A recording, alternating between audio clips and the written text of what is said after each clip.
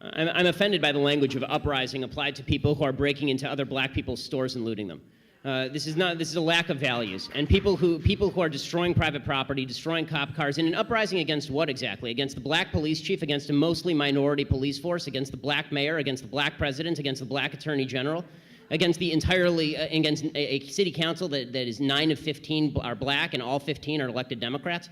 What is the uprising against? What is it seeking to achieve? I still don't see what exactly the riots are seeking to achieve. Bottom line is, this is all, it all could be boiled down to just act like a mensch. Act like a human being. Honestly, it's not useful to riot, it's not useful to break things, it's not useful to throw rocks at people. And the idea that we're supposed to sort of correlate your level of outrage. The idea. I'm going to stick to the 30 seconds on this. The last sentence. Yeah. The idea that we're supposed to correlate your level of outrage with a certain level of justification. In other words, the more outraged you are and the more angry you are, the more justified you must be, is absolute nonsense. How can you argue that racism is not a driving factor in income inequality? Because it has nothing to do with race and everything to do with culture. And when you have a culture that doesn't,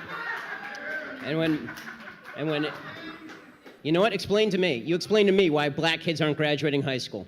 Explain that one to me. Explain to me why black kids are shooting each other in rates significantly higher than whites are shooting each other. Explain to me why 13% of the population is responsible for 50% of the murder. Explain to me why the number of black kids in prison, not for innocent reasons, not for walking down the street and getting pulled into a prison, is so high. Explain, if it has nothing to do with culture, explain to me why the single motherhood rate in the black community jumped from 20% to 70% in the same course of time that the civil rights movement has made such tremendous strides. Is America more racist now than it was in 1960? And if it is, please explain to me how that happened.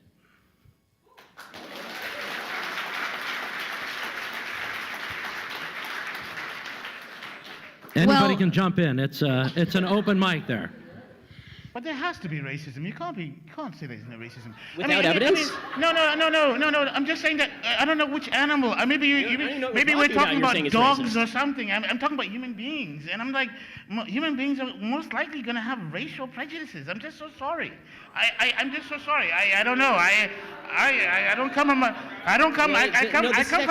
from planet Earth. Charles, I want to ask you a question. So your default is that when there is no evidence, racism is the deciding factor. That is no, I was not saying that. I'm just saying that, that you're going to have sexists, you're going to have racists, you're going to have all this stuff. I mean, I'm just saying that. I agree it exists, but the problem that I'm seeing, and this is the problem with the general conversation, is that there's no solution in simply saying there's racism out there. How does that solve anything?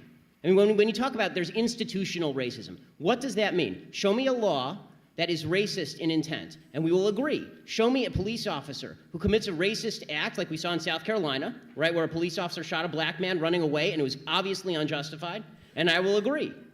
But you need, the idea that you can craft a narrative based on no racism because it just must be somewhere out there in the ether, that doesn't solve problems for anybody and creates more problems for people because now they grow up in a milieu and an environment where they are told that every obstacle they face is from some shadowy, nameless, faceless group who is out to get them simply because of the color of their skin. They'll never succeed in that environment.